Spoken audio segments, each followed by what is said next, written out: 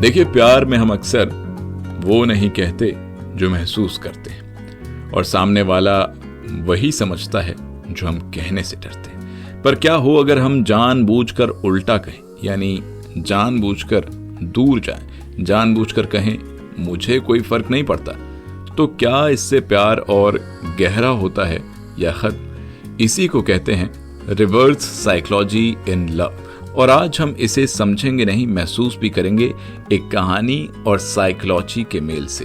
Hello hi, आप सुन रहे हैं सुनो जिंदगी, और आज के एपिसोड में जानेंगे क्या है प्यार में रिवर्स साइकोलॉजी। रिवर्स साइकोलॉजी एक तरह की मैनिपुलेटिव टेक्निक होती है, जहां इंसान सीधे सीधे कुछ कहने के बजाय उसका उल्टा बोलता है ताकि सामने वाला उल्टा ही रिएक्ट करे, यानी जो असली इरादा है वो पूरा हो जाए। उदाहरण के तौर पर मान लीजिए आप किसी बच्चे से कहते हैं मत खाना ये चॉकलेट, तो बच्चा उल्टा और ज्यादा उस चॉकलेट की तरफ लपकता है। अब ठीक यही फॉर्मूला प्यार में भी आजमाया जाने लगा है। अब चलिए एक कहानी के माध्यम से समझते हैं कि कैसे ये रिवर्स साइकोलॉजी प्यार में काम करती है। ये कहानी राज और नेहा की है। कॉलेज में दोनों को 2 साल साथ हो गए थे। दोनों खुश थे, पर धीरे धीरे रिश्ते में ऊब, टेंशन और कुछ लड़कियां आने लगी। राज बहुत बार कोशिश करता बात सुलझाने की, पर नेहा हर बार कहती मुझे स्पेस चाहिए, आई नीड अ ब्रेक।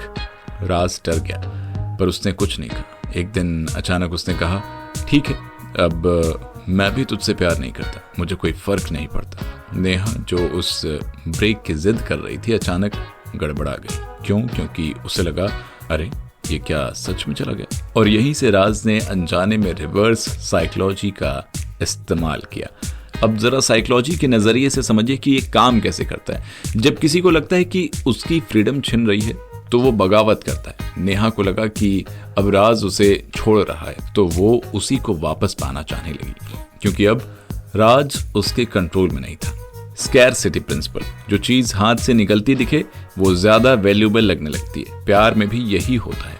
राज जब दूर जाने लगा तब नेहा को उसकी अहमियत महसूस हुई। रिवर्स साइकोलॉजी ट्रिगर सीखो, यानी जब आप किसी को कहो तुम्हें फर्क नहीं पड़ता या मैं अब किसी और से बात कर रहा हूं, तो सामने वाले का ईगो ट्रिगर होता है।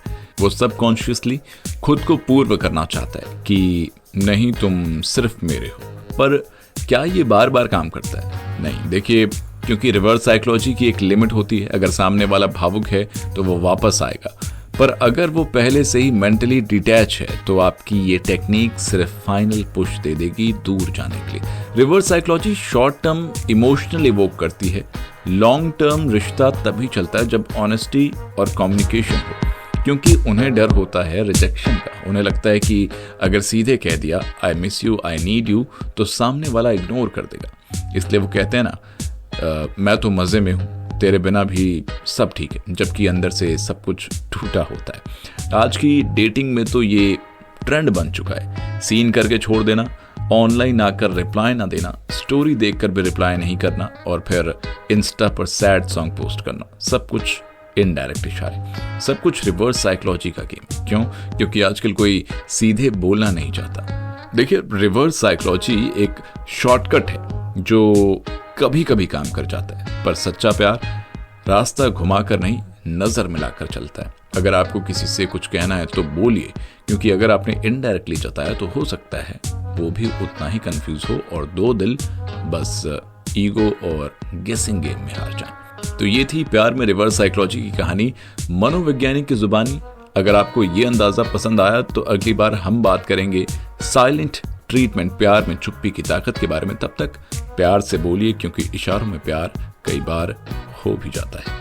अगर आपको लव का ये पॉडकास्ट पसंद आया तो हम आगे भी लव से रिलेटेड इसी तरह के पॉडकास्ट बनाते रहेंगे। हमें नीचे कमेंट सेक्शन में बताइए कि आपको ये पॉडकास्ट, ये जानकारी कैसी लगी।